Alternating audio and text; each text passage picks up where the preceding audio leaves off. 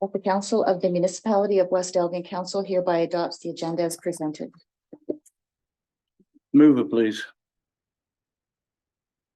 Councillor Denning. Seconded, Councillor Navakis. All in favour? It's carried. Adoption of the minutes. No, sorry, disclosure of any pecuniary interest. Seeing none. I did receive Oh. one from Councillor Denning regarding item 17.6 on the agenda, which is a bylaw and agreement with the Rodney Cemetery Company. Okay, noted, thank you. Adoption of the minutes. That the minutes of the council meeting on May 25th, 2023 be adopted as circulated and printed. Move it, please. Councillor Tressa. Tele. I'm sorry, I'm getting used to the surnames. Councillor Denning. All in favour? Carried. Businesses arising from the minutes. Any business arising from the minutes? No, okay. We go to 6. Statutory public meeting. Draft official plan. There's a recommendation there, please. That the Council of the Municipality of West Elgin proceed into a public meeting pursuant to section 26(3) and 4 of the Planning Act, RSO 1990, as amended, to hear comments and concerns as it relates to the municipality's draft official plan, and that further to identify additional planning issues that should be considered and or addressed. Move it, please. Councillor Tellery and Councillor Navakis. All in favour? It's carried. Have we got people in the... Welcome, Paddy Kennedy and Kelly Martell of Dillon Consulting. Welcome to West Elgin. Could you carry on with your draft official plan presentation, please? Absolutely, we can. Good morning, everybody. I believe, Heather, you're able to put the presentation up so we can start from there.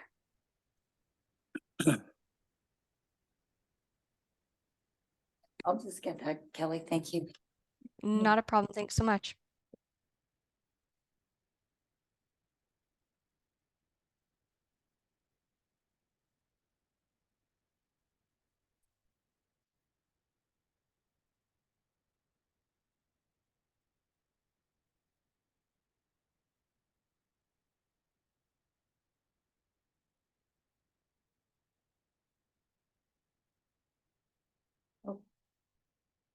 I have it up on the screen now, Kelly. Great. Thank you. I can see it. So thank you again for having us here this morning. We're happy to be back virtually in council chambers to update you on the West Elgin official plan project and specifically convene the statutory public meeting required to obtain comments on the official plan. Next slide.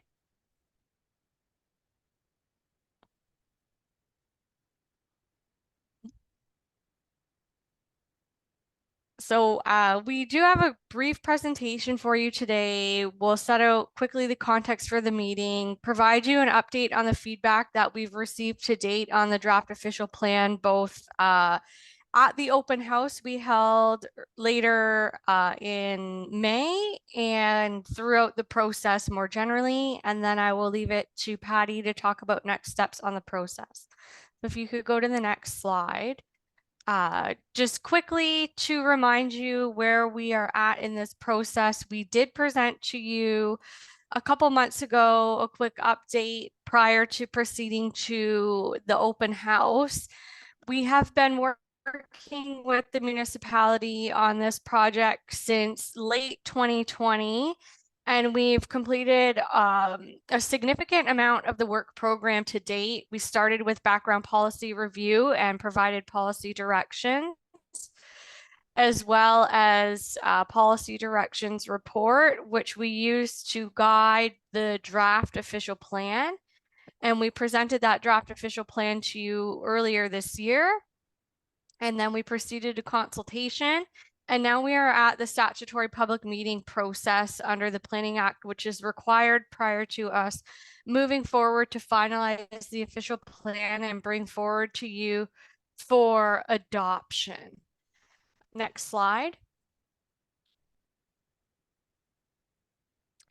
So this meeting today is required, as I said, to satisfy legislative requirements under the Planning Act. And it is your opportunity to review the project process to date, obtain information about what comments we've received so far and what changes to expect in the final official plan, including those recommended boundaries for Rodney and West Lorne, as well as receive any further comments on the draft official plan as part of the public process.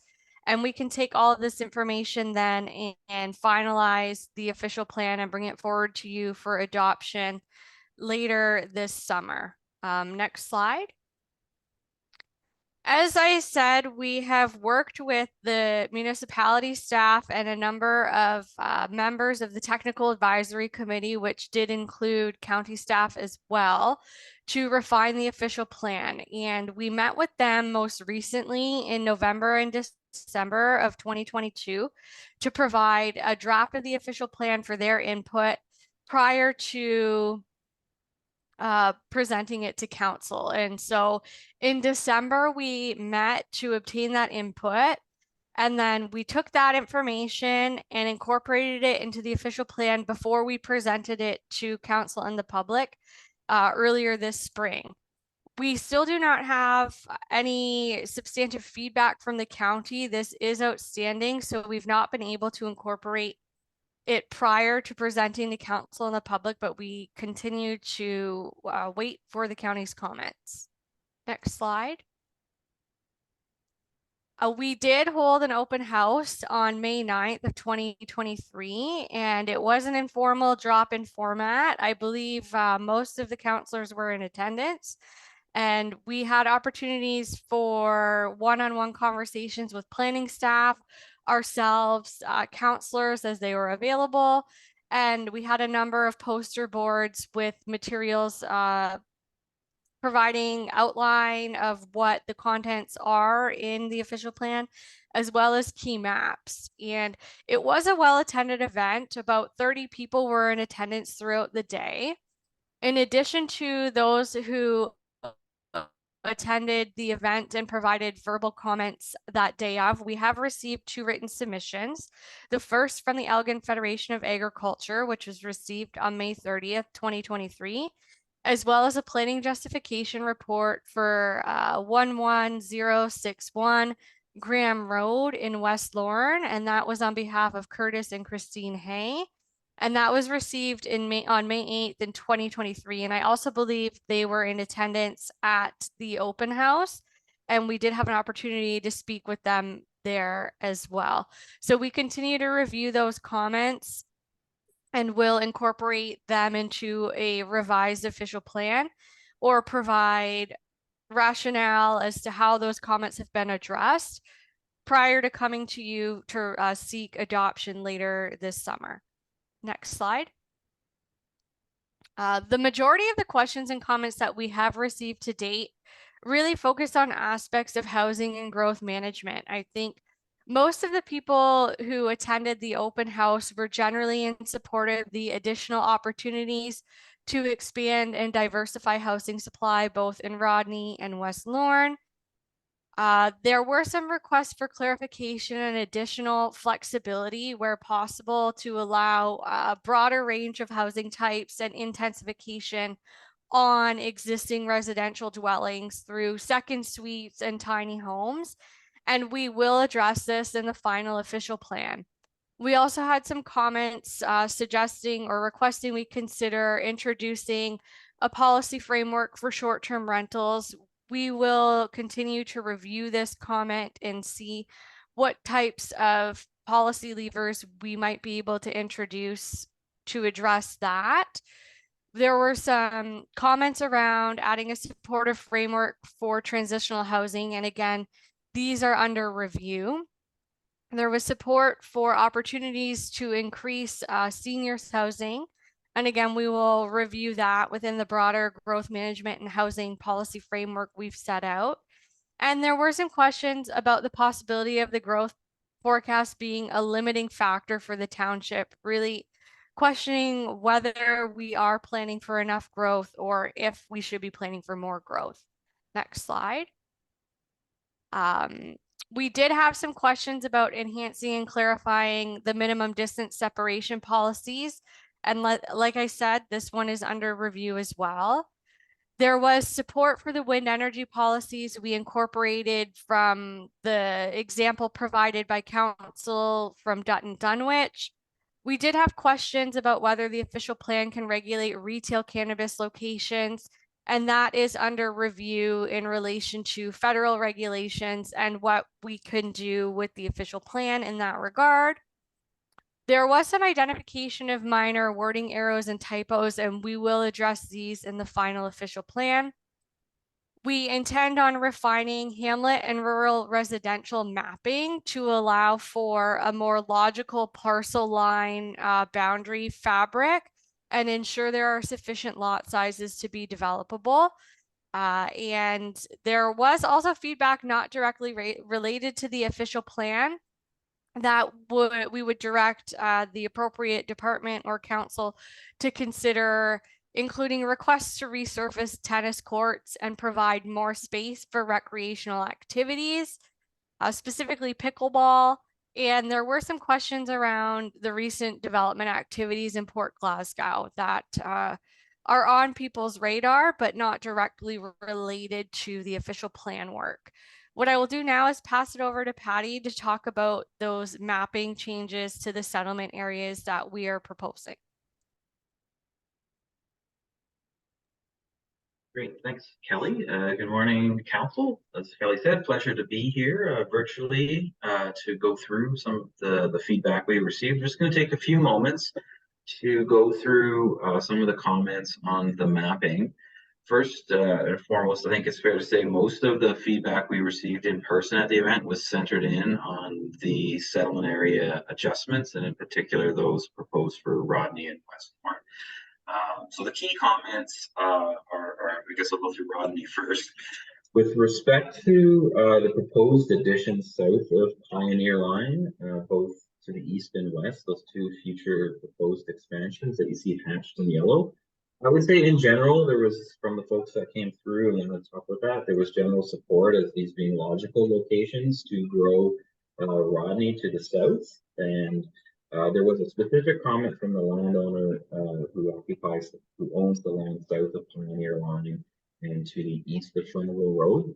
You'll see little number 1 noted at the bottom of the map. There's a small kind of nub that extends to the south on Furnival Road. It's more of an oddity of the natural heritage system that we netted out, overlaid on top of the parcel fabric. And the comment there was that we should adjust this and remove it because it's not likely to yield any development potential. And so we should perhaps, round out that edge in a more logical way. And it makes a lot of sense. So we will certainly take that comment under advisement as we update the mapping. The second comment is at the north end of the north is number 2 on the map, just north of Queen Street. The landowner in that agricultural parcel outside of the settlement area had a conversation there about the rural residential permissions in that property and wanting to ensure that however the boundaries are drawn or refined for the rural residential designations, that we take into account the developability of those lands, taking into account that the septic systems or private services are likely required, and therefore just make sure there's a sufficient lot depth for those lands. So that's as Kelly mentioned on her previous slide, that the boundaries and edges of those rural residential designations is something that we plan to refine.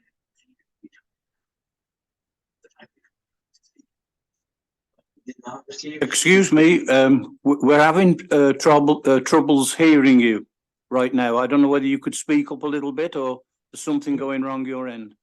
Okay, Get a little closer to my mic. Is that any better? Or if not, I can pull out some headphones. That's a lot better, thank you. Oh, sorry. Apologies for that. Just to briefly recap then, area 2, the comment there was from the landowner to ask that we review the edging boundaries of the rural residential designation in that location. And that's something we will do just to ensure that there is development potential on any of those lands that are actually outside the settlement area boundary, but that allow for some infilling because of their rural residential designation. If we go to the next slide. I'm afraid we're doing it again, so there's something just not quite right. I mean, get some headphones out here, you know, see if these help us.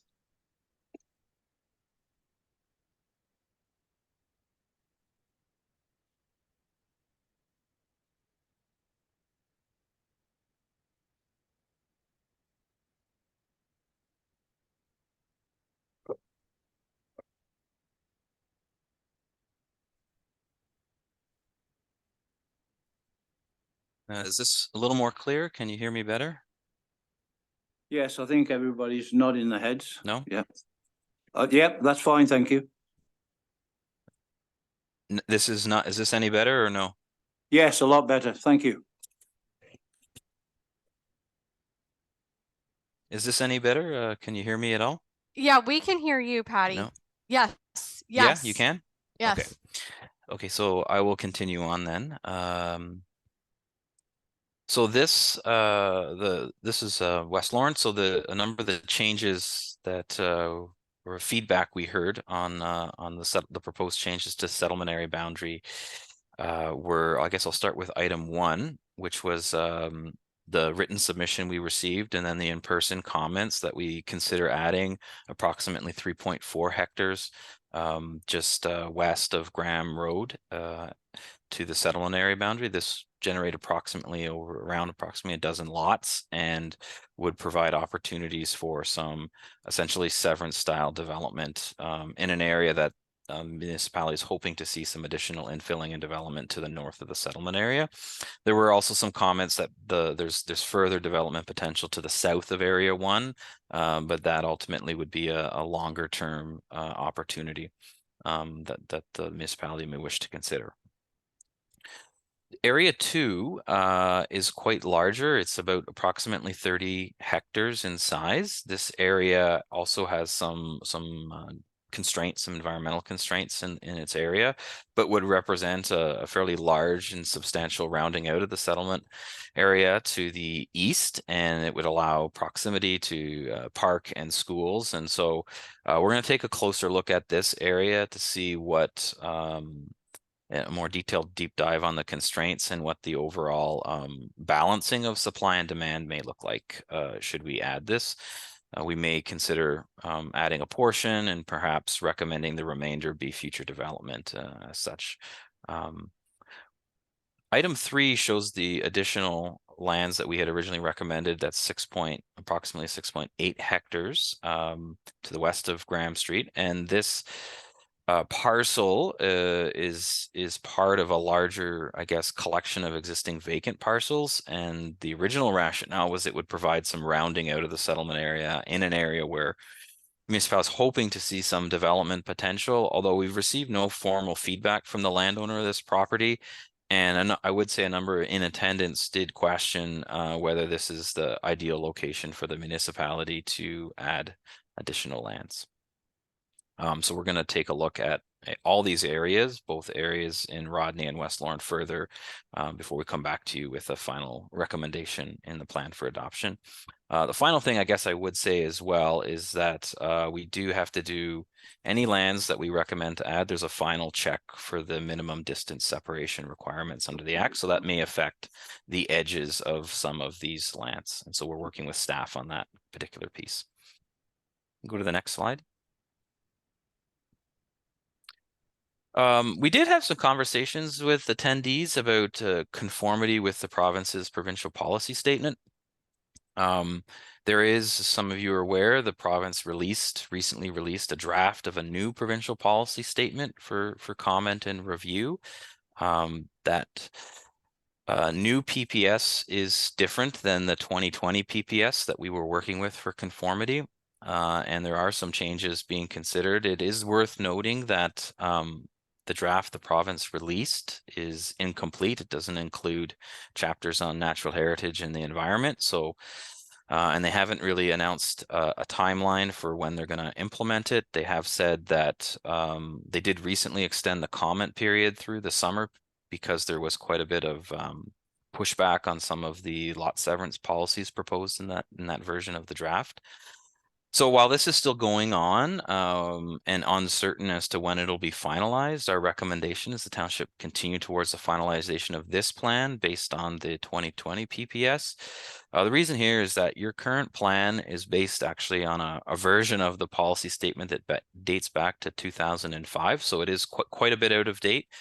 And while there's a chance that a new one will come into play sometime in the next 12 months, at that time, I think once it's finalized and it's certain what the changes are, that's a good time to kind of do a quick review and perhaps a housekeeping or amendment. And that's sort of standard for most official plan review processes. If you try to wait for the perfect time of when all the legislation is settled, it's really difficult because the Planning Act is always changing as well. So there are constantly sort of bills coming through the House and changes. There's something like 40 odd Planning Act changes since the last time West Elgin's OP was updated. So we would recommend we continue to push forward with this version of the plan that we have. We go to the final slide here. Just the brief next steps. So we continue to receive comments and feedback, both verbal and written, until June 19th, at which time we'll do a full deep review of all that feedback, work with staff to finalize the plan and hopefully bring something forward on July 20th for adoption. And that'll come with a report with all the changes and responses that we heard. And of course, looking forward to hearing what direction we received today from council as well. So that concludes my presentation. Thank you. Thank you very much. There was a 6.2 staff report. That was done. That was done, yeah. So we'll go to the public comments. Is anybody from the public like to speak on this?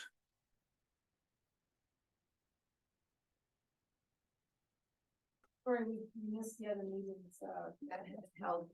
Just a quick question about some of the designation of the zonings. We're concerned about Pioneer Line on page map number 4. I'll just pass the one around. Talking about right there.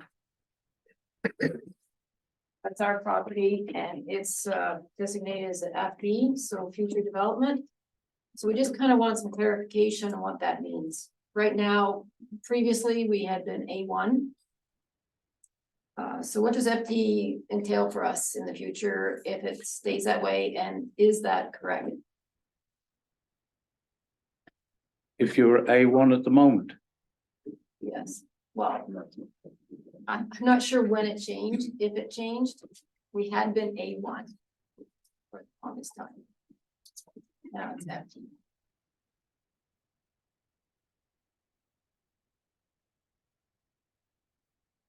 well, pardon?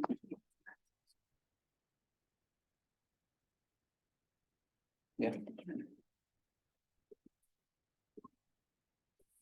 Dylan, I don't know whether you can answer this one or not.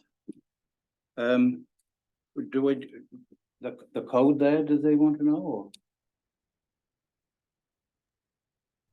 On Pioneer Line going out of Rodney,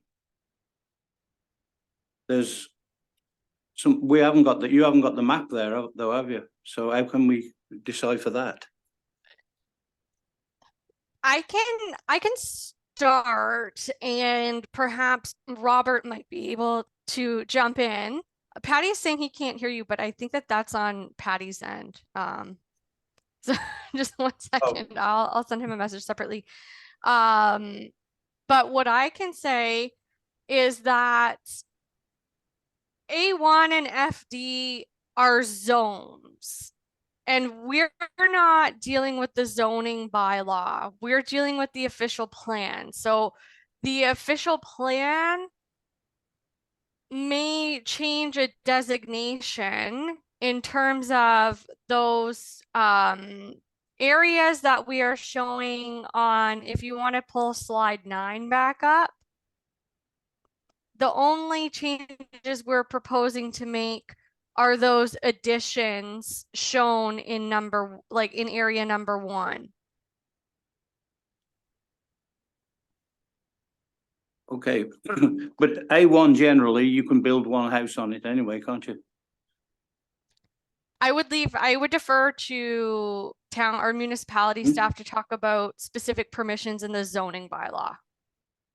Okay, Through the chair, Yep. I think more so what the question is, and even I have it, is it is in the official plan, it's been changed to future development. So I think, and correct me if I'm wrong, Diane, what they're asking is, what does that mean and when is that triggered? So maybe Robert can let us know. So if things are zoned one thing and we've now zoned them for future development, when is that triggered? What does that mean for homeowners if they're looking to build or sell? The clarification on our official plan and how it affects the owners of the properties now would be, I think is what Diane is asking. wouldn't it not be both development and A1?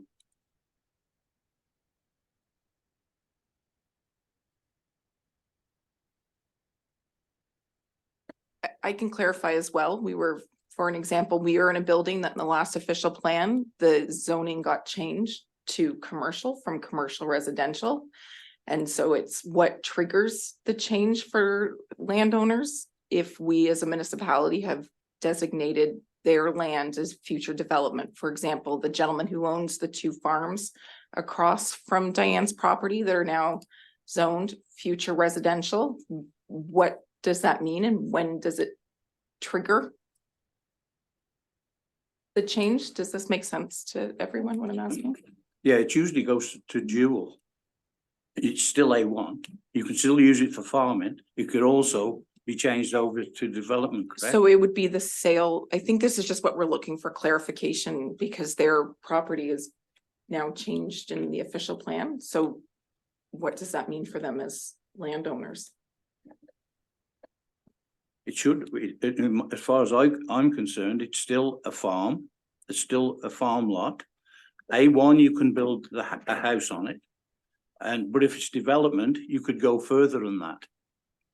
Than building one. You could build more. That's how I see it. Through the chair, can we hear from Robert on that? Are you willing to speak on that, Robert? Through the chair, I am. I guess a location, I'm very location dependent on commenting where this property is.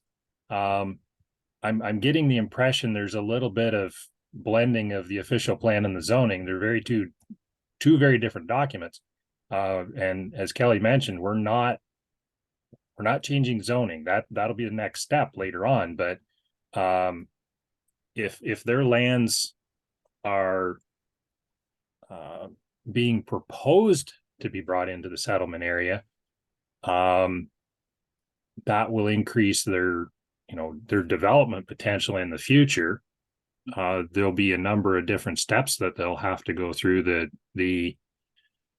If the lands in question are changed in their designation, it doesn't change the zoning. The zoning will remain as is. The zoning will only change as if they request it to be changed, or if through the exercise of updating the bylaw after the official plan is adopted, that's the other opportunity. So those are the two chances where that will change. I guess my suggestion would be instead of trying to sort of sort this out over as part of the meeting is that the landowner come in and set something up with me and I can sit down and go over it with them in terms of what the impacts are, knowing exactly where the lands are. Does that seem satisfactory to you? That's all right. I think, and then you'll get the true version. Yeah. But I can't see as you're going to lose anything from this. Not just thinking about what we're gonna lose, but just what the main plan is. We're, the back of that property tucks in quite close to Rodney. On the east side, it's the municipal area where the lagoon is. So it's kind of empty, open land that will probably never be developed. But it's just, we're just kind of questioning why it was designated as FD, future development where. So we just need some clarification what that means and Yeah. presently and in the future and. I think that you've had the best advice is go in and have a meeting with our planner and you'll come out with, okay. Okay. Councillor. Through the Yeah. chair, for Patty and Kelly. So I guess my question out of all of this is, what is the potential of future development? What does that mean for the landowner? Does future development mean it can go one way or the other? Is it just an opportunity for them to explore different land use changes? Okay, so my mic and my audio is now working, so I missed the first part of the conversation. So apologies if I was deer in headlights as that first part was going on. So we have quite a bit of flexibility about what to do, how we implement the proposed expansion lands. Ideally, because we are trying to encourage more development, we would go from the hatched area to a residential designation, which would give you the full suite of residential permissions. If there is feedback and a desire to have a more phased approach to how this land is developed, we could give it a future development or future residential designation, which would have a series of tests and steps outlined as to how to bring it forward. Usually there's some servicing studies required. There can be an existing condition that you want to continue on with for a period of time, so you could recognize that through the policy. And so those are maybe the two approaches. The future development is something you set off for the future. When you give it the residential, you're sending the signal that you want your zoning bylaw updated to have those residential permissions as well at a later date. Okay, yeah. Through the chair, just a follow-up question to that. So I think what you've accomplished is you've explained to us the proposed designated expansion on the south side of Pioneer Line that possibly is residential. The folks who are here are asking actually own a piece of property on the north side of Pioneer next to the lagoon system that's been designated in the purple as future development. So purple suggesting more employment area. So I think what they want to know is what does that represent for them? What are the options that are being proposed that they could consider?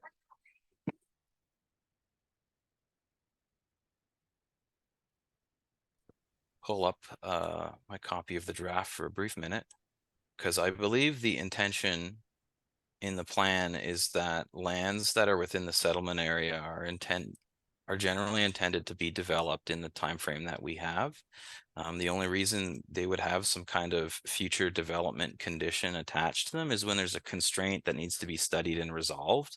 So in this case, we could take, again, as suggested, because it's site specific, probably a quick conversation and check to see what that condition is. Because off the top of my head, I'm not sure what it is, but it might be proximity to the lagoon. It may be some other factor, but as Robert said, probably just a quick conversation. Even looking at my schedule, I don't see anything in the OP in our draft that has the future development designation in the settlement area. So I think that's why maybe just a conversation to go through the mapping might help with that as well.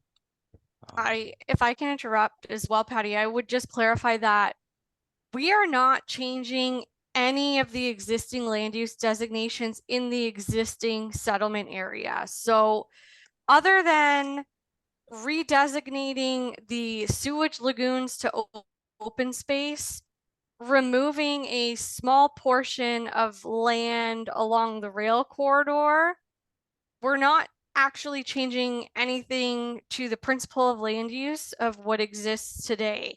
The only new change we are making is new lands that were never in the settlement area to come into the settlement area. So the purple I'm just picking up on this because the counselor had mentioned their site is currently colored purple. We aren't changing anything in the purple. The purple has always been purple. And to build maybe on Kelly's comment that like the purple has got that employment designation, it's for employment type uses. And if it's got a future development, I would imagine that's something that's probably in the zoning bylaw. And that's maybe more of a zoning question, but I mean, the idea around the OP is it gives the direction for what the zoning should be. So in theory, the zoning would have would have permissions for employment type uses on them. And if they don't, then there's, like I say, maybe some site specific condition that needs to be resolved before they can get that full suite of permissions in the zoning. I hope that was clear enough. Okay, is there any more? Have a meeting with Robert. Okay, yes. Thank you, Mr. Mayor, members of council. My name is Ted Hallwa. I'm a planner in private practice, and I act on behalf of Christine and Curtis Hay, which the consultants have referred to in the submissions that were made at the May 9th public open house and prior to that.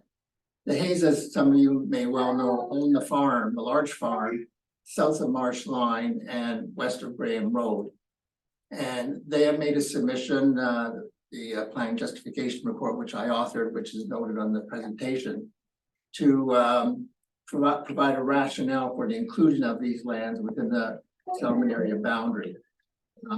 They are adjacent to residential development on the east side, actually on the west side of Graham Road, east side of the farm, and also on the north side of Marsh Line, and they are readily serviceable by existing infrastructure along Marsh Line. So I'm pleased to see that they are being included in the areas of proposed expansion of West Rowan, and it's one further justification of the suitability of these lands, I think, for residential purposes. I understand it's an interim recommendation, and the final recommendation from the consultants is yet to come, but we're here just to express our gratitude that we were included, and here to support their submission. If there are any questions around, happy to ask them. Thanks.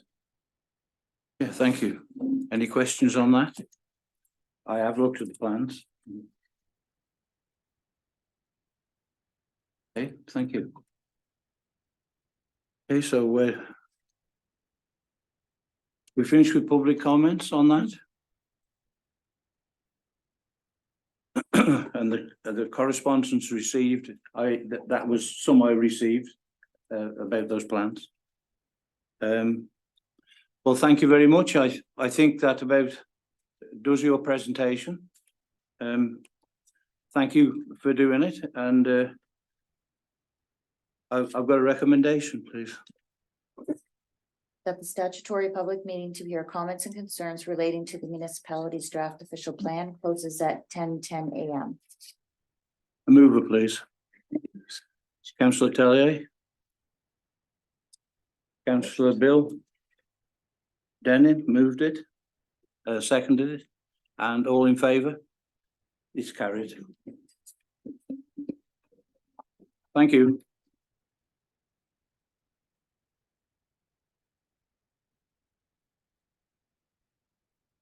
Oh, is everybody okay, or do you need a break? Or okay, we'll carry on. We'll go to 7. Public meeting planning. ZBA D-14 5-2023. Recommendation, please. That council of the municipality of West Elkham proceed into a public meeting pursuant to section 34 of the Planning Act in order to hear an application to rezone property located at Part Lot 6, Concession 1 Broken Front, Part 1, Reference Plan 11R7842. Mover, please. Councillor Tellier. Councillor Denning. All in favour? It's carried. The purpose of the public meeting, please. The subject land is a vacant 18.74 hectare, 46.3 acre farm parcel located on the north side of Fleming Line, east of Claflin Road. The applicants recently purchased the property with the intent of relocating and would also like to construct a new single dwelling, detached dwelling and shed on the site. The applicants currently operate a custom cabinet business and would like to be able to continue this at the new location in the proposed new shed. A home occupation is a permitted use and something typically found on many rural properties throughout the municipality. The zoning bylaw does, however, limit the size of home occupations to 100 square meters. The applicant is requesting an increase to 500 square meters due to the space needs for the business. Okay, so the zoning amendment application D-14 5-2023 recommended report, planning report. Could you carry on, please, Robert? Certainly, Mr. Mayor. Good morning, council. The clerk has outlined things. This is a very basic application. This has been reviewed under the various provincial policy statements, our local official plan, the county official plan. The one thing that I look primarily for in guidance with these is when the province first introduced what's referred to as on-farm diversified uses, OMAFR developed a guidebook, which is very helpful in determining what is appropriate to be included in the agricultural areas. And one of the things that it looks at is the scale of development in relation to the parcel on which it's being located. This particular property, as was mentioned, is about 46 acres. It's vacant. The zoning that's proposed for the site is only proposed on the front portion of the site. The lands are actually divided by an unopened road allowance the municipality still owns. And the lands to the rear are essentially river flats. The comment from the Conservation Authority essentially was no development would be permitted in this area. So there's really no need to amend the zoning on that portion of the property. So it will be limited to the front. We've had a similar request in West Elgin back early in the year, similar type of arrangement where an applicant was looking to increase the size of their home occupation to allow for what they do on the site. In the review, the scale of the development, I believe, is in keeping with the guidelines that OMAFR has developed and is in compliance with both our official plan, county official plan, and provincial policy statement. So unless there's questions from council or members of the public, that's all I have, Mr. Chair. Okay, thank you. So applicant comments, anybody wants to speak? Public comments? Seeing none. Councillor comments?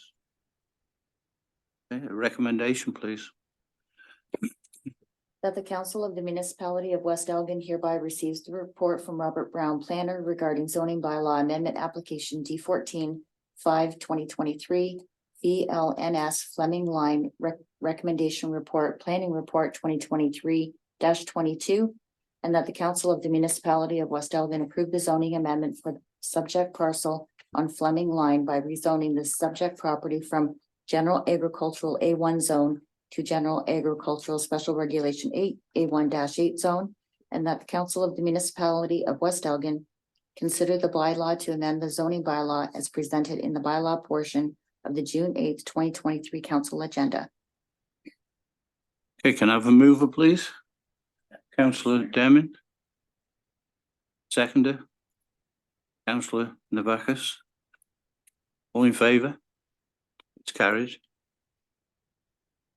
Okay, we'll go to 8, public meeting planning. ZBA D-14 7-2023. The recommendation for that, please. That the Council of the Municipality of West Elgin proceed to a public meeting pursuant to section 34 of the Planning Act in order to hear an application to rezone property located at 24365 Crinan Line. Mover, please. Navakis. Councillor Navakis and Press Atelier, councillor. All in favour? It's carried. Can you have the purpose of the meeting, please? The purpose of the zoning bylaw amendment is to consider a condition of consent application E 623 by rezoning the retained farmland parcel from general agricultural A1 zone to agricultural A2 zone in order to prohibit any future dwellings, and by rezoning the severed surplus farm dwelling parcel from general agricultural A1 zone to restricted agricultural A3 zone in order to recognize the new surplus farm dwelling lot being created.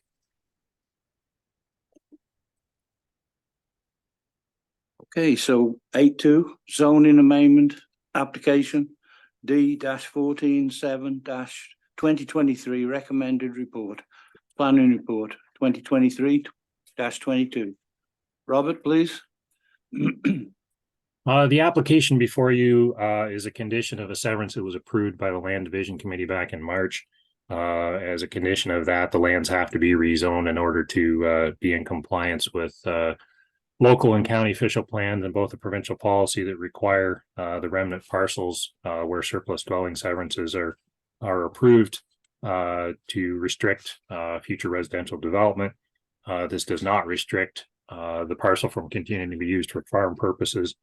And anything other than a dwelling that's associated with farming is still allowed to be carried on the property. There's nothing out of the ordinary on this property. It's a fairly straightforward lot. There's nothing in the zoning. This is just simply going to the farm going to a straight A2 and the lot itself going to a straight A3. So unless there's questions from council or the members of the public, that's all I have, Mr. Mayor. Okay, thank you. Any comments from the public or the applicant? Council comments? Recommendation, please. That the council of the municipality of West Elgin hereby receives the report from Robert Brown, planner, regarding zoning bylaw amendment application D-14-7-2023-24365 Crinan Line recommendation report, planning report 2023-21, and that the council of the municipality of West Elgin approve the rezoning of 24365 Crinan Line by rezoning the retained farmland parcel from general agricultural A1 zone to agricultural A2 zone, and by rezoning the severed surplus farm dwelling parcel from general agricultural A1 zone to restricted agricultural A3 zone. And further, that the council of the municipality of West Elgin consider the bylaw to amend the zoning bylaw as presented in the bylaw portion of the June 8th, 2023 council agenda. Can I have a mover, please? Councillor Tillery. Seconded by Councillor Navakis. All in favour? It's carried. We'll go to 9. Public meeting planning. ZBA D-14-11-2023. Recommendation, please. That the council of the municipality of West Elgin proceed into a public meeting pursuant to section 34 of the Planning Act in order to hear an application to rezone property located at 20387 Pioneer Line. Thank you. A mover to go in. Councillor Terrier. Second is Councillor Denning. All in favour? It's carried. Purpose of the public meeting, please.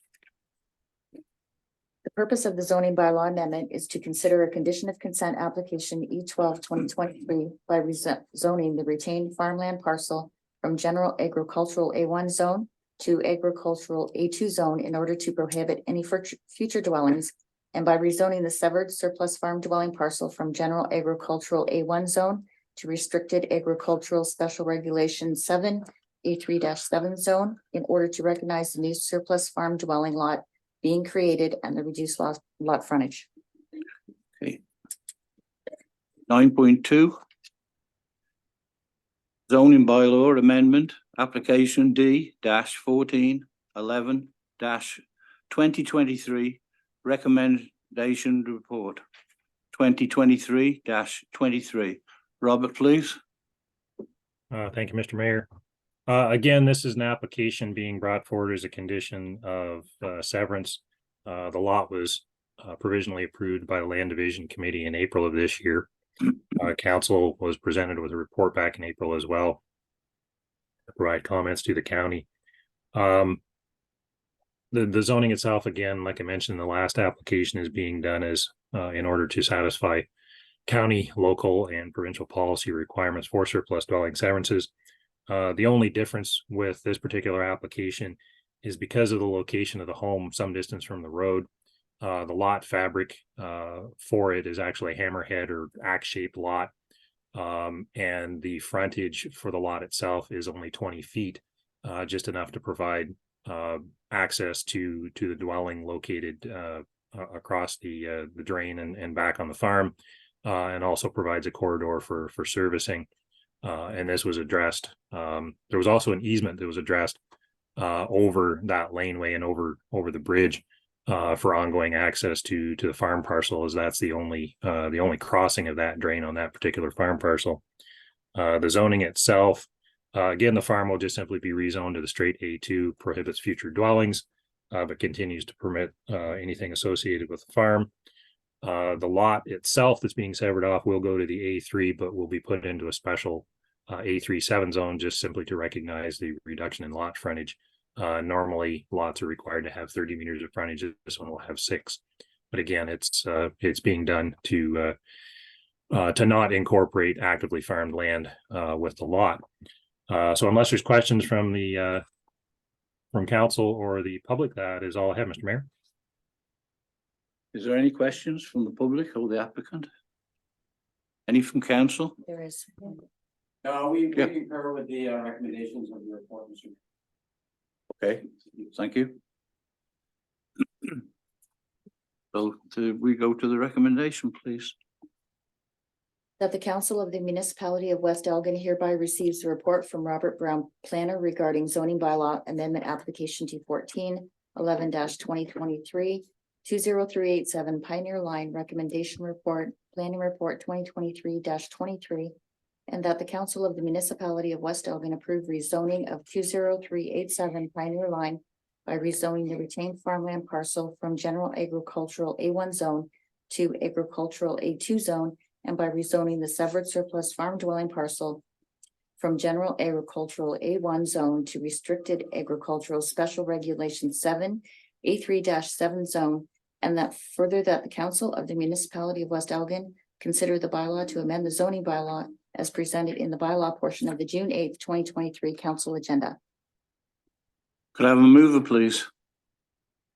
Councillor Denning, Councillor Navakis seconded it. All in favour? It's carried. So we go on to 10, which is planning. A severance application E35-23.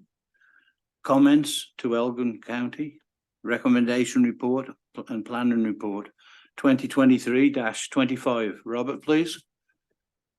Thank you, Mr. Chair. As you mentioned, this is a report to provide comment to Elgin County. A request has been received to sever the existing dwelling and outbuilding on the property as surplus. This has been reviewed in terms of the context of surplus dwelling severance policies. The size of the lot's 1 acre. That's fairly consistent with the size of the lots that we see. It doesn't include any actively farmed land. Servicing of the lot is private on-site septic. It does have municipal water available to it. The property itself is located about 280 meters from a livestock operation in the area. However, this doesn't actually impact on the severance itself or on the livestock operation, because any expansion to that livestock operation is actually impacted by the presence of the house now. Setbacks are taken from the nearest dwelling and not the lot line. So creation of the lot itself would not impact on the livestock operation. Now, I will concede, because of just past experience, that usually that is not the issue that's raised by livestock operations, and it has to do more with who's living in the dwelling being understanding the fact that when you purchase a property in the country, you may get some things that you're not used to. One obviously being the smell of or sounds of livestock. However, that is not something that is typically factored into the severance process. The lot does qualify and doesn't create any additional impacts to nearby livestock operations. There was no comment received from the public, and there was no concerns expressed by in the staff circulations. This course will come back to council again once it's been reviewed, and if it's approved by the Land Division Committee for rezoning of the property in order to satisfy conditions of consent. So unless there's questions of council or the public, that is all I have, Mr. Mayor. Yeah, any questions? Seeing none, can I have the recommendation, please? That the Council of the Municipality of West Elgin hereby receives the report from Robert Brown Planner regarding severance application file E35 23, comments to Elgin County Planning Report 2023-25, and that the Council of the Municipality of West Elgin hereby recommends approval to the Land Division Committee of the County of Elgin for severance application E35 23, subject to the lower tier municipality conditions in Appendix 1. And further, that the Council of the Municipality of West Elgin directs administration to provide this report as municipal comments to the County of Elgin. Okay, a mover, please. Councillor Taylor. Seconded, Councillor Navakis. All in favour? Carried. We go on to 10.2, severance application E37-23. Comment to Elgin County Recommendation Report, Planning Report 2023-26. Robert, please. Thank you, Mr. Mayor. Again, this is an application for surplus dwelling severance. The lot that's being proposed in this instance is 0.65 acres. Again, does not include any actively farmed land. The property is serviced by private on-site septic system and water well. Both of those will require testing as part of the lot creation process. There's no unusual circumstances for this particular lot. I did note that there was a small livestock operation to the east of the property. It's located approximately 230 meters away. It is very small. This is a hobby type operation. Although I did receive some correspondence that there may not be livestock on the property anymore. However, usually we're required to consider livestock even if it's not necessarily present, but there are facilities that can potentially house it because it can obviously return at any time. But again, it doesn't create any issues for the lot itself because any setbacks, as I mentioned before, are taken from the house as it sits there today and not the lot lines. This too will come back to council for rezoning request if approved by the Land Division Committee to satisfy conditions of approval. And unless there's questions from council or the public, that's all I have, Mr. Mayor.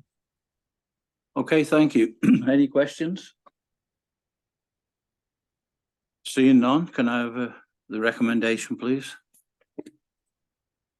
That the Council of the Municipality of West Elgin hereby receives the report from Robert Brown Planner regarding severance application file E37-23, comments to Elgin County Planning Report 2023-26, and that Council of the Municipality of West Elgin hereby recommends approval to the Land Division Committee of the County of Elgin for severance application file E37-23, subject to the lower tier municipality conditions in Appendix 1 of this report.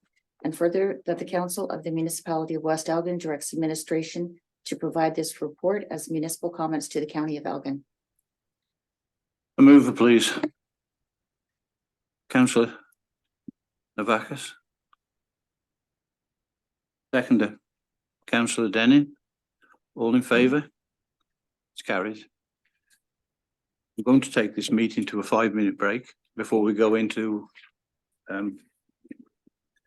the Committee of Adjustment. Thank you, folks. Thank you.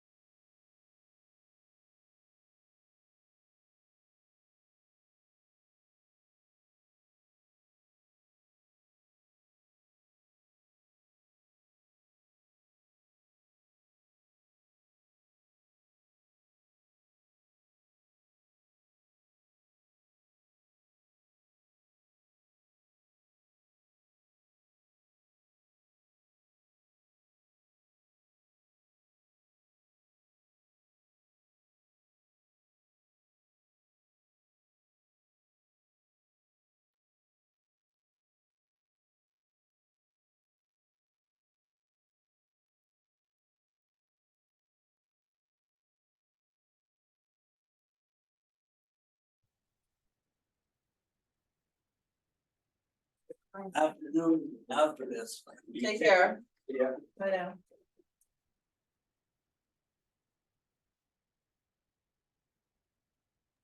Okay, we're going to go away again, so we're going to a public meeting.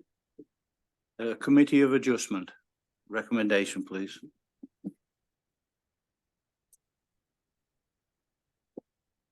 That West Elgin Committee of Adjustment convenes at 10:39 AM to consider minor variance application D13 4-2023 for lands located at 11061 Graham Road and a vacant lot located immediately north of 11061 Graham Road.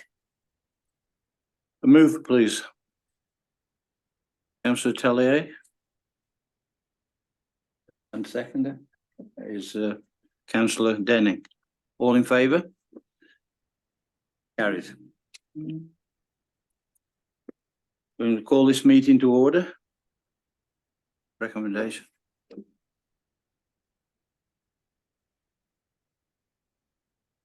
I will do the recommendation for the adoption of the agenda. That the West Elgin Committee of Adjustment hereby adopts the June 8th, 2023 agenda as printed. Mover, please. Councillor Denning. Councillor Navakis. Seconder. All in favour? It's carried. Adoption of the minutes.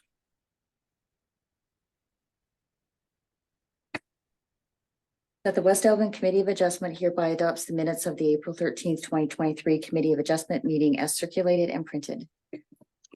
Mover, please. Councillor Tellier. And seconder. Councillor Navakis. All in favour? It's carried. Disclosure of any pecuniary interest. Not now at the time. The purpose of the meeting, please.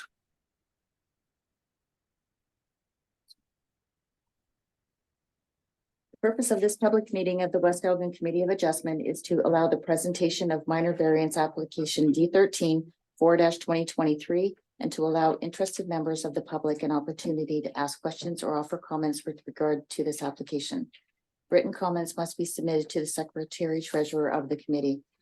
If any member of the public would like to be notified in writing of the Committee of Adjustment's decision on this particular application, they are to provide their name and mailing address to the Secretary Treasurer. This will also entitle you to be advised of possible land planning appeals tribunal hearings in the event the decision on an application is appealed. Notice was sent via regular mail on May 26, 2023 to property owners within 60 meters or 200 feet of the subject properties and to agencies requiring notice. Report. Robert, please. Thank you, Mr. Chair. The application before you today is as a result of a condition of approval of two lots under E8622 and E8722 back in February of this year. The lots that were created, one was for an existing dwelling, which is located at 11061 Graham Road. And then immediately to the north of that is a vacant parcel that was also created for potential construction of a dwelling in the future. As a result of the lot creation condition, minor variance was required in order to recognize reduction in the minimum lot area of both the parcels. They're slightly undersized. The rural residential zone, which the lands are, a portion of the lands are located in, is actually 2,000 square meters. The one lot with the existing home is 1,711 square meters, and the new vacant lot is 1,885 square meters. Also, a side effect of this is there's a shed that's located on a remnant parcel that will end up being fairly close to what will be the rear lot line of the lot with the existing dwelling. Normally, the agricultural zone requires a setback of 15 meters for agricultural buildings. In this particular instance, the shed will be 1.8 meters from the lot line. The variance has been assessed under the 4 tests, and it passes each of those, both for the lot area reduction and the side yard setback. I would make note that the existing lot, they did provide a lot layout showing the home and also a new septic system that will be required on the property, and the lot area is large enough to accommodate that. The new vacant lot is actually lucky enough to have access to water, but also to have access to sanitary sewer along Marsh Line. The municipality is working with the applicant to secure a connection to that line. So the lot area there obviously is less of a concern because it will be on full municipal services. The setback reduction for the shed, I would note as well, is being granted just for the existing building.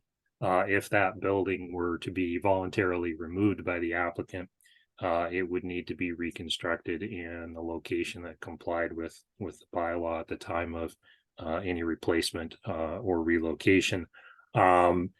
If the building were to be removed by non-voluntary reasons, fire, wind, so forth, the bylaw typically recognizes the non-compliance and would allow for its relocation in that same spot. But those would be the only circumstances where the building would be allowed to remain at the current setback.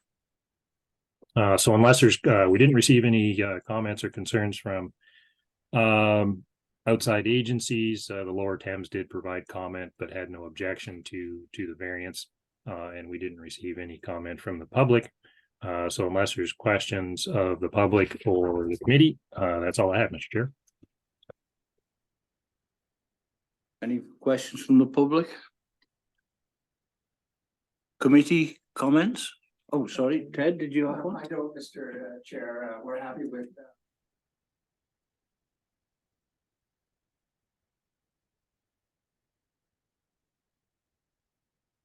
Questions from council? Committee? The decision then, please, could you?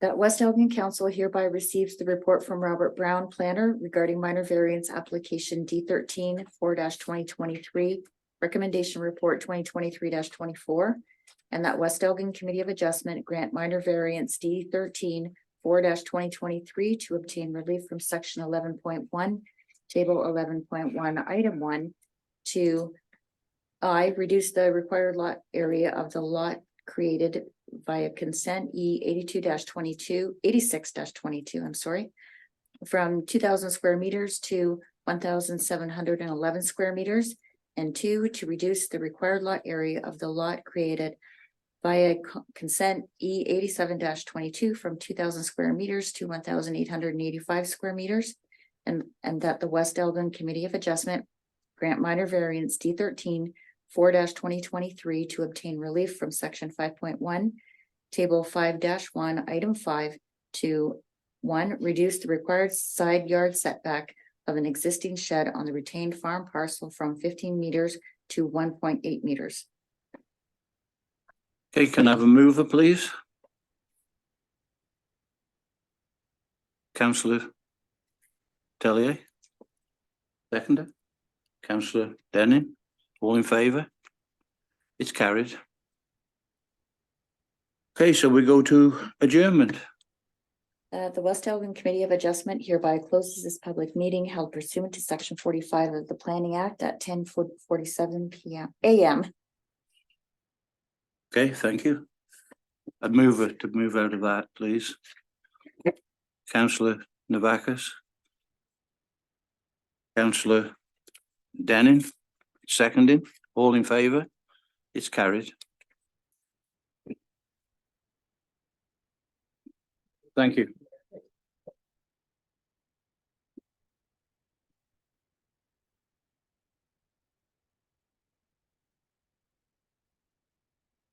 Hey.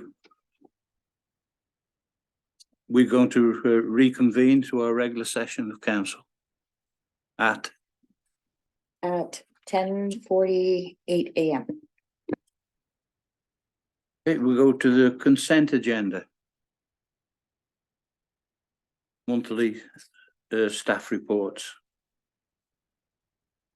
Well, everybody's probably read most things at MacArthur, Jeff MacArthur, Fire Chief, the monthly report. Lee Gosnell, Manager of Operations and Community Services, monthly operations. Building Department, summary report. Communications from other municipalities. Elgin County highlights. Other items. Community School Alliance.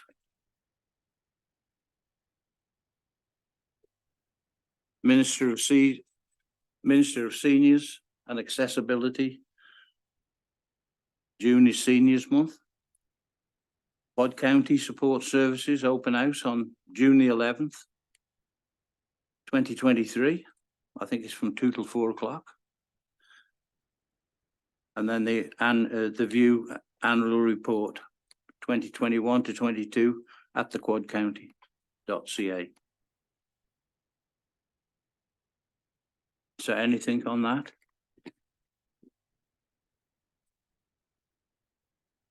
So can I have a mover that we've gone through the consent agenda, please? Councillor Novakis. Councillor Tellier. Is seconded. All in favour? It's carried.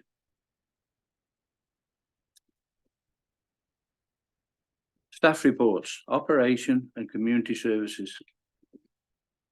Elgin County Roads Draft Maintenance Agreement. Lee, please. Good morning, Mr. Mayor and members of council. So what you have before you is just some background on this. So through Elgin County, each lower tier municipality does provide the maintenance work on the county road network. This has been done since 98, when amalgamation took place. And the county road or the Elgin County got rid of their own roads department. So what it is, it's the RMA's road maintenance agreement, and that road maintenance agreement just lays out, basically it's a contract between Elgin County and each one of the lower tier municipalities. It lays out what the county expects to see on their road network, how they expect to see that maintained. And it also lays out what each lower tier municipality will be paid in order to do those maintenance operations. And that payment is based on two things. It's based on the class of roads that we have within the municipality, and it's based on quantity. So every 5 years, that road maintenance agreement comes up for renewal. And so we are at that renewal stage right now. This process started with meetings between county staff and municipal operations staff last year. Went back and forth. The county put out a proposal for a new road maintenance agreement, and there was some concerns from a couple of the lower tier municipalities. So it's gone back and forth a little bit over the last few months. It was sent out by the lower tiers to be reviewed by third-party legal, which is the document that I've included with this. So that's essentially what they've sent back, with their revisions. We're at the point right now where I would like to see this move forward. I think that if there's one takeaway from this report, it's the fact that we have a good working relationship with the staff at Elgin County. I think that the road maintenance agreement, nothing is ever perfect, but the road agreement maintenance as it stands now with these revisions from the lawyer is something that is good for both the county. I think they get good value for their money. I think we provide a very good service to them on their network. And I think that it's good for the municipality as well. Certainly that money that we generate from the county for maintaining those roads helps support. If we weren't maintaining their road network, we would not require the type of equipment that we currently have. We would not require the amount of staff that we currently have in our public works department. So I think that it's very good for both of us. And I would like to see this move forward. I know that there's been some discussion. We were trying to do this as a group, as a whole, with all the lower tiers together. And I I don't want to see this drag on because I don't want to see this go away. I think it's good for both parties. So we've discussed it and we're bringing this forward to you. Obviously, if you provide this morning, so if you agree to support this in principle, this will go back to county engineering staff and they will look at that. They still have to do some final tweaks of it, but they would essentially prepare a completed version with our name on it, send that back to us for final approval once that's ready. And speaking with them and with the issues with the things that are going on at the county, it's going to take some time. They're probably a couple months away from getting this turned around and having it sent back to us. But I think that if we as lower tiers show our support for this process in getting this back and saying yes, that we agree to this in principle, I think we can get this thing moved forward, and it's one less thing that's hanging over our heads. Yeah, thank you. It would be a different ball game altogether if we didn't have that agreement. And like you said, we wouldn't be able to afford those machines and do our jobs as quick as we can when we do get on our own roads. So it's absolutely incentive. You know, it's a good thing that we got it. A big incentive. Any questions from council? Through the Councillor. chair, I agree in principle with the agreement. I'm just wondering when we do get to there, just from my knowledge, can we be sent our roads as opposed to the Central Elgin one, just so I can get a better understanding of what we're actually dealing with? Certainly, like the draft agreement that had been circulated that we were kind of working off of had Central Elgin listed. There's obviously a couple of additional things that Central Elgin has that a lot of the other lower tier municipalities would not have in their agreement, but 99% of the agreement would be exactly the same as this one. It would just come with, you know, between Elgin County and the municipality of West Elgin. But certainly that agreement, I mean, as by supporting this in principle today, this is just saying we're going to send this agreement back to county engineering staff, saying that we support this in principle, and they're gonna do what they need to do to clean it up, finalize it, and then obviously it's an agreement coming from Elgin County to us, so you know it needs to come back to us for approval, for final approval before. And it just, given other issues that we've been having, it's just very helpful for me if I can see exactly what our county roads are, just as I'm new and trying to figure out where that kind of separation is. So Yeah, we can certainly, I can provide I can provide a map with the list of all the county roads and where they are within the municipality, the ones that we service. Yes, quite often people say, is that a county road? You know, and if you know 100%, then you can answer it properly. Councillor Talia. Thank you very much for going back and forth with this agreement, and I'm very satisfied with it. I think it's something, as you've stated, that we really need to have in place to have our employees and our works going on. So I would agree with this agreement that we go ahead with your recommendation and get this all tidied up. What is the hold with the other tiers? Just details, or you're not privy to that maybe? I don't want to get too far into it. Yeah. There's some issues or some perceived issues, I suppose. I will say that one thing is over the years, West Elgin has done a very good job at tracking our expenses, what it actually costs us to maintain that road network, and I think we provide a very good breakdown of that in our annual report to the county on this. I think that if the better job you do in actually tracking those costs, I think it's easier to justify that we are being paid enough for the services that we're offering. And I'll leave it at that. Yeah. Thanks for the job you do, Lee. Any more questions? Oh, okay then. Can I have a recommendation, please? That the Council of the Municipality of West Elgin hereby receives the report from Lee Gosnell, Manager of Operations and Community Services, re Elgin County Roads Maintenance Agreement, and that the Council of the Municipality of West Elgin approve in principle the amended County Roads Maintenance Agreement and authorize staff to request the county to prepare the finalized agreement based on this amended version. Okay, can I have a mover, please? Councillor Novakis. Moved it and seconded Teresa Tellier. All in favour? It's carried. Thank you.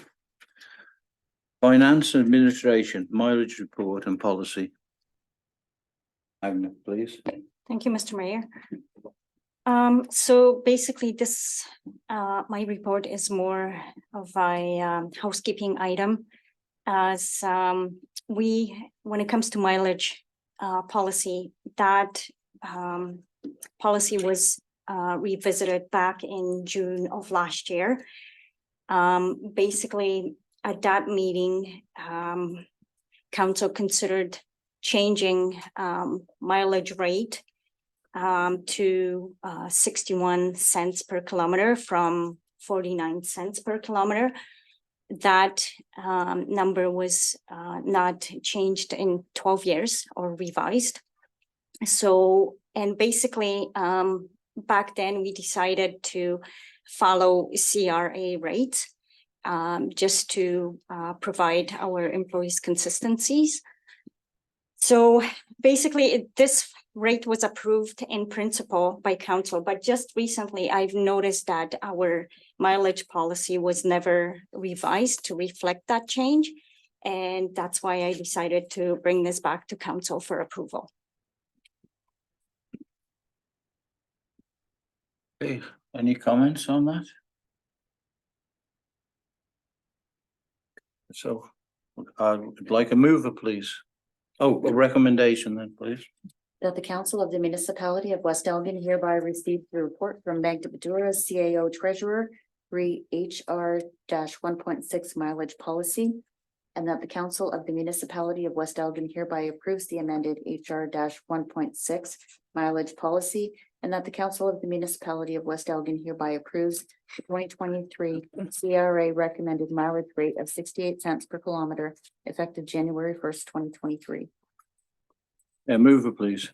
Councillor Novakis. Seconded by Councillor Denning.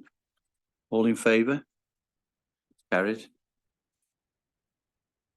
13.3, Clerk. Determining the method for filling the Deputy Mayor vacancy.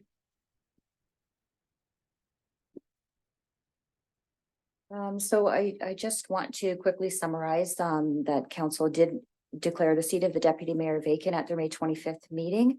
So now we're at the point where council needs to determine which method they would like to use to fill that vacancy. So I've outlined the three options in this report, and if you have any questions, I'm happy to answer them. Right, I'd like some information from council, please. So through the chair, once we make this decision, whichever one we choose, then we set the date for. It has to happen within 60 days as well, is that correct? Yes, which would start at the May 25th meeting because that's when we declared the vacancy. Yeah. So so one of these options will have to be done in the remaining days since May 25th. We fill one and then we're going to start another one at a different meeting. And I guess just while I have the mic on, I think having read Heather's report, just so everyone knows, my feeling is that if anyone amongst us is interested, that to me seems the best route moving forward. I think the same with the mayor's position. I feel very strongly that someone with experience needs to be stepping into the deputy mayor's role right now. And I don't know necessarily if someone on council is looking for it. To me, that is the best person to move into it. And I would rather not ask the community to come in and go through an exercise if we're just ultimately going to have someone from council run and be nominated. Okay. Bill, have you guys? Through your worship. So just building on what Councilor Navakis has said, I would think that it would be prudent before we choose which option makes the most sense to find out if there is somebody on council here who has the desire to look at becoming our deputy mayor, because choosing that option without having that discussion doesn't make sense. So would it be appropriate, I guess what I'm asking through the chair, to have that discussion now before we make that decision? I think we have to have that discussion now. So I'm going to put it to council. Is anybody interested in deputy mayor? Thank you. I'd be interested if anyone would be to have me on as deputy mayor on council. 4 years behind me, lots of volunteer experience, and been in the community for 22 years. So I'd be really interested in having that position if you would so have me. Thank you very much. Anyone else? No. So I think we're at this situation now. We do have somebody that's interested in that seat. So do we go and move, have a mover and seconder to bring that forward? To choose that option, yeah. And then at the next meeting, we will have a resolution and then, and yep. Well, not so much, you made that decision, so we'll just have a resolution to appoint Councillor Tellier. And then we'll have to vacate the seat of council and go through that whole process again with another recommendation report and council option they want to take to fill that council seat. So what wording are you using to get this? So at this point, it's just choosing the option. Option one? Option one. And we'll proceed with, at the next meeting with that bylaw recommendation, and then council, I think at the same. At the same meeting? For the sake of time, really. We can't do it quicker than that? Okay. Okay, so I'm after a mover for option one. Okay. Councillor Navakis, just so move. And Councillor Denning, just so second. All in favour? And it's carried. Can I just read this? Yes, please. That the Council of the Municipality of West Elgin receives the report from Heather Bow Clerk, determining the method for filling the vacancy of the deputy mayor, and that Council of the Municipality of West Elgin decides to fill the vacancy of the deputy mayor through option number one and direct staff to proceed with requirements under option number one. My mover and seconder is still okay. Thank you. So we move on from that one.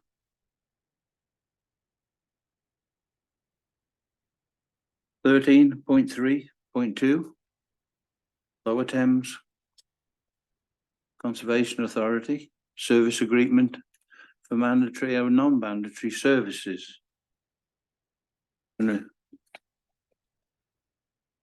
see, it's all changed. We used to pay so much, and now this charges goes with different things as the laws have changed. So I take it you've all read it. So can we have a recommendation, please? That the Council of the Municipality of West Elgin hereby receives the report from Heather Bow Clerk, service agreement for mandatory and non-mandatory services, and that the Council of the Municipality of West Elgin hereby directs staff to prepare a bylaw, and that the mayor and clerk be authorized to sign the service agreement. Mover, please. Councillor Denning. Seconded, Councillor Tellier. All in favour? It's carried.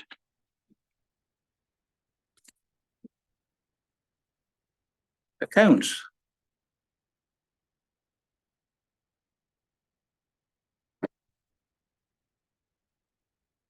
That the mayor and treasurer are hereby authorized to sign payment voucher number 6 amounting to $444,894.79 in settlement of general road, water, and arena accounts, including EFT number 6707 to 6763, online payment number 1168 to 1182, check number 26183 to 26219, and payroll PP 11. Okay. I'll ask you the question that always used to be asked. Have we got the money? Yeah, we do have it. Okay. Resurrection. Okay, so a mover is councillor Nabakis.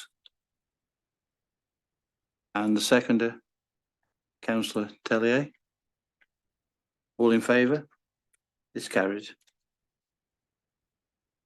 We go to 15, which is consideration of items requiring discussion. And the Elgin International Club donation request. Anybody's got anything on that? Okay. Through your worship, just a question with regards to the consideration of a donation request for the International Club. We did in our budget set aside money for community grants, correct? And we can decide as a council how to disperse those funds, but once they're gone, they're gone. Is that fair?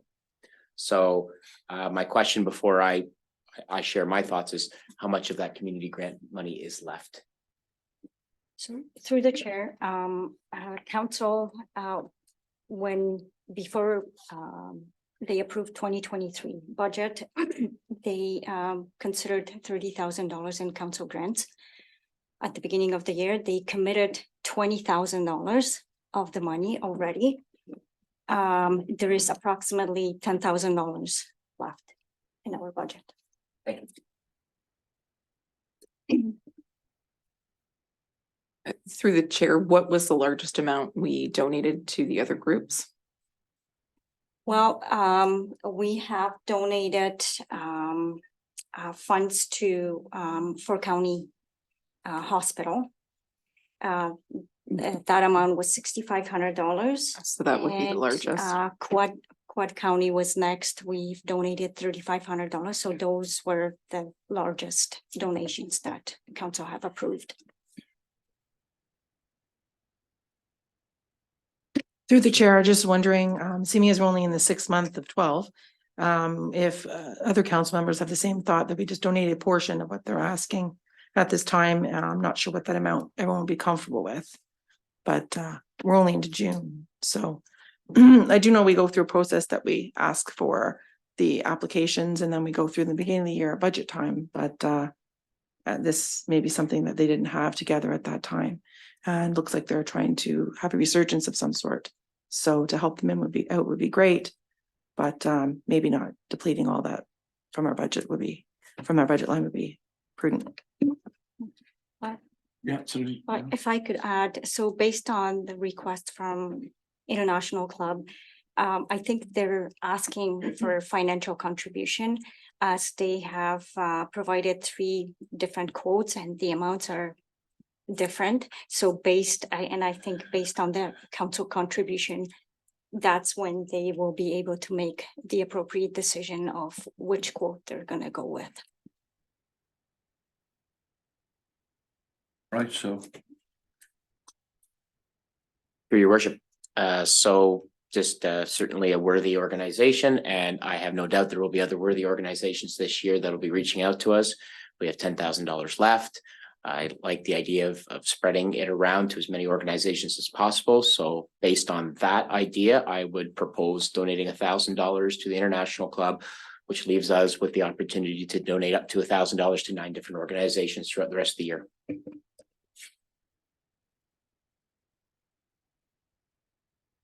What's everybody's feeling on that one?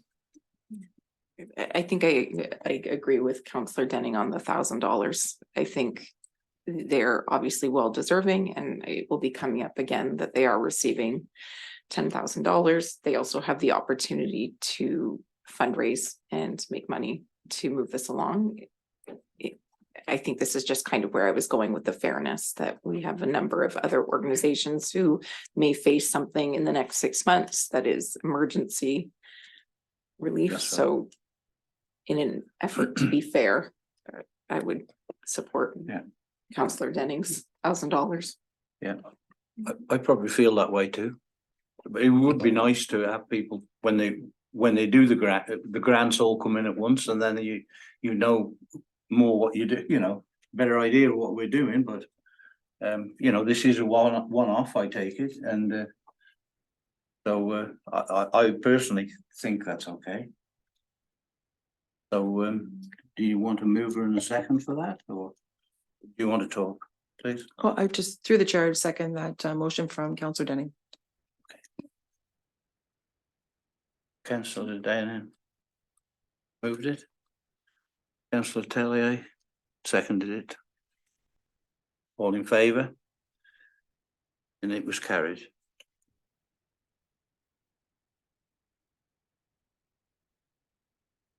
So 16, council inquiries and announcements. Anything? 16.1, notice of motion.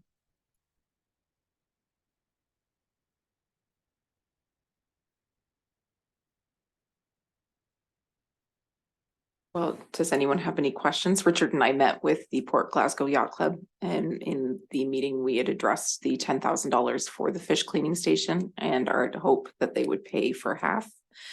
They have to take that back to their larger committee. Correct. But it was decided that perhaps looking at a pay-for-use model would be better because costs may continue to rise. And neither the yacht club nor the municipality would like to continue seeing costs. So we are looking, or asked to look into pay for use on the fish cleaning station. Yep. The chair had a question on that. Did they have a time frame of when they were going to look at that? I know summer is coming up and sometimes clubs don't meet in the summer. So I just wondered about the time frame, or was it something to be implemented for 2024? Through the chair, I believe that it is, they've requested that we are the ones looking into this, which is what the notice of motion is. I think because, and I correct me if I'm wrong, there hasn't been an official agreement on how this fish cleaning station was going to be agreed on, which is excellent learning for next time we do something. That it is falling to us as a municipality to see how, because they could go to their committee and decide that they do not want to pay half, and there's not much we could do. So I think this is a municipal initiative that we are looking at. Yeah, I understand it's a municipal initiative, but once we gather the information, when is there, do they have any summer meetings or? Yes. Okay. Yeah, we're going to get the gist of exactly what they think when they get an actual meeting together. Thank you. And it will be discussed on their next meeting. Initially, we asked for the 5,000 to help us out.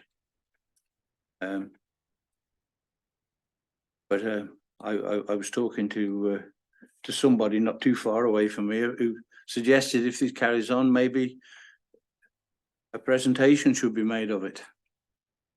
They're running the whole show down there. Why don't they run the whole show completely?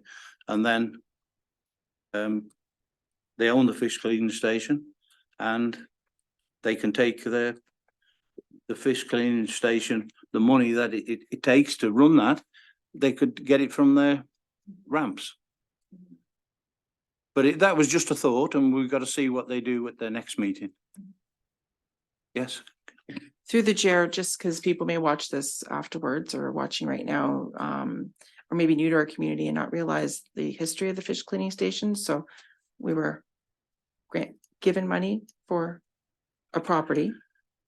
Yeah. I'm like, I don't know if I'm wording it correctly. I know the history myself. I don't know if I'm wording it We correctly. sold surplus land. Because it was a that access was road. donated by Haven's family. And therefore the family decided to put the initiative together as a fish cleaning station because there's not one in the area. We put it together. Thankfully, Mr. Gosnell's insight was to have such a huge tank in there, but now we have the problem of emptying all the time because it has become so popular because they had this great idea. So Yeah, we just never realized it was going to take off so quick. Well, You know, and so yeah, and yeah, thanks that Lee did organize a 5,000 tank Yeah, instead of smart. it was going to be a 500 in the first instance or something like that. Would have been an absolute disaster. Yeah, But I think even the yacht club was surprised how much it's been used. I've talked to a few business owners in the area and they said it has brought a bit of tourism in, so to put a positive spin on it. That's a, But good the long, thing. the long and short of it was that money's was giving it back to the Havens Lake family for the Mhm. appreciation of giving us that land that made the road go down to the Down. marina instead of going through the woods like they used to. Mhm. And it was only right to give them that 60,000 back. And we formed the committee, and I think Yeah, I was on it. Councillor Tellier was on it with me. And it was really the Havens Lake family, if you like, that would come up with a fish cleaning station, Mhm. you know, so after all, it's the bottom of the road they donated, but it backfired on us a little bit. So that, you know, we've now gone to the yacht club. We're asking them for some help, and Mhm. let's see how it goes from there. Well, really, who knew a fish cleaning station would be this popular? Like, I have anglers in my family and yeah, no one thought that they would be useful. So, all right, is a learning curve, but we didn't know. So that's great. Thank you. Okay, thank you.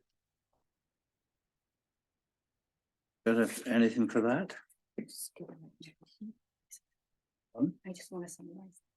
Yes. Through Yeah. the chair, I would like to summarize what we've just agreed on. So council requested that staff investigate options for fish cleaning station and report back to council before this information goes out to the yacht club. Am I correct on this? That is correct. Okay.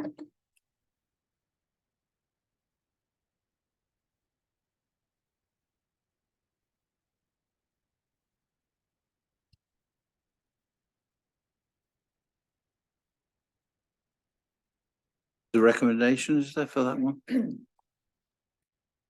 That council directs staff to investigate the request from the Port Glasgow Yacht Club to install a pay station at the fish cleaning station and report to council. Okay, a mover, please. Councillor Denning. Seconded, Councillor Navakis. All in favour? It's carried. Thank you. That was statements and inquiries by councillors.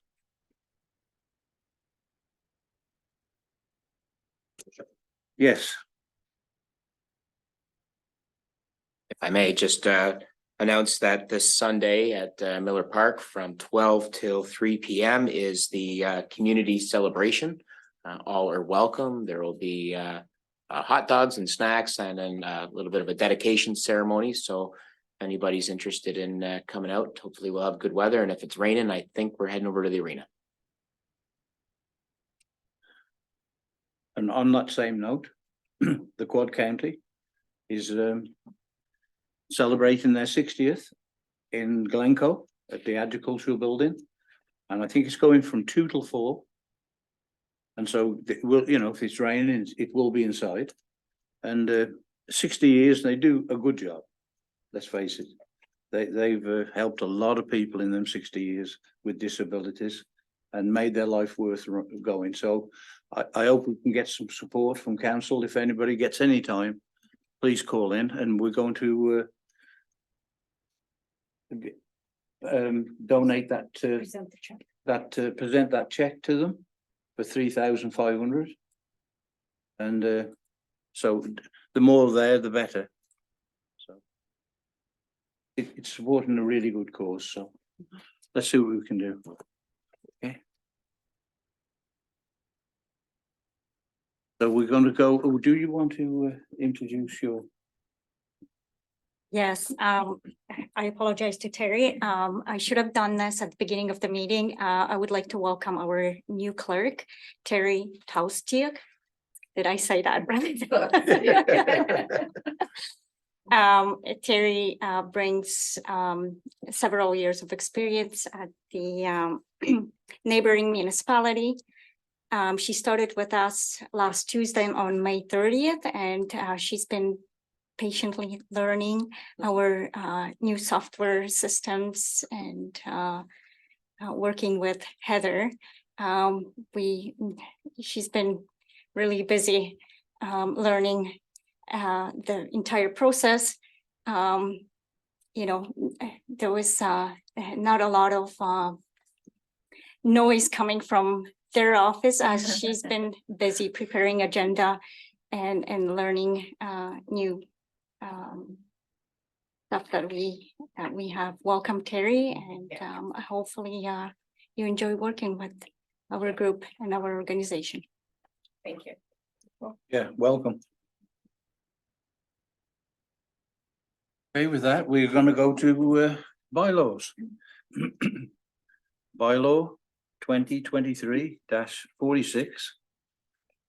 ZBA D-14-5-2023. Recommendation, please. That bylaw 2023-46 being a bylaw to amend the municipality of West Elgin comprehensive zoning bylaw number 2015-36 for property located at Part Lot 6, Concession 1, Broken Front, Part 1, Reference Plan 11R7842, be read a first, second, and third and final time. Mover, please. Councillor Tellier. Seconded by Councillor Navakis. All in favour? Carried. 17.2 bylaw 2023-47. That bylaw 2023-47 being a bylaw to amend the municipality of West Elgin comprehensive zoning bylaw number 2015-36 for property located at 24365 Crinan Line, be read a first, second, and third and final time. Mover, please. Councillor Denning. Seconded by Councillor Navakis. All in favour? It's carried.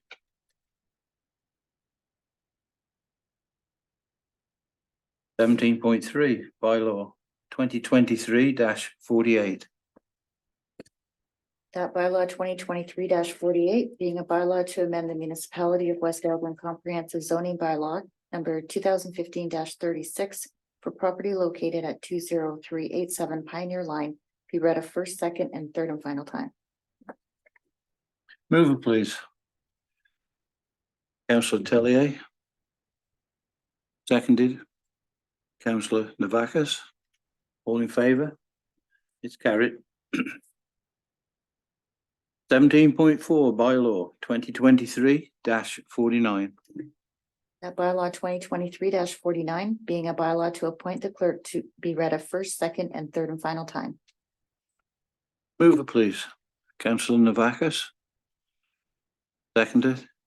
Councillor Tellier. All in favour? Carried. 17.5 bylaw 2023-50. That bylaw 2023-50 being a bylaw to amend bylaw 2022-42 be read a first, second, and third and final time. Mover, please. Councillor Denning. Seconded. Councillor Navakis. All in favour? She carried. 17.6 bylaw 2023-51. That bylaw 2023-51 being a bylaw to authorize an agreement with the Rodney Cemetery Company be read a first, second, and third and final time. Mover, please. I wish to recuse myself and just leave the room for a moment while that motion is considered, just because of the perceived conflict of interest. Okay, thank you. If I may. Yes, Thank you, Your Worship. we'll just wait until you go. Thank you.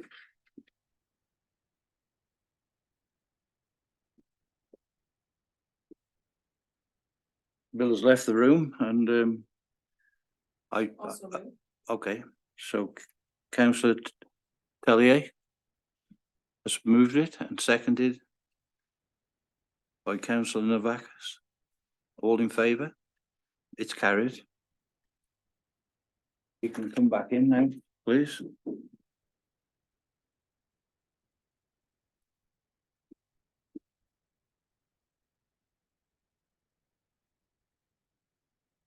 Eighteen, confirming bylaw. That bylaw 2023-52 being a bylaw to confirm the proceedings of the regular meeting of council held on June 8th, 2023, be read a first, second, and third and final time. Mover, please. Councillor Denny. Seconded by Councillor Navakis. All in favour? It's carried. Adjournment. That the council of the municipality of West Elgin hereby adjourn at 11:29 a.m. to meet again at 9:30 a.m. on June 22nd, 2023, or at the call of the chair. Mover, please. Councillor Tellier. Seconder. Councillor Navakis. All in favour? Carried. Thank you very much.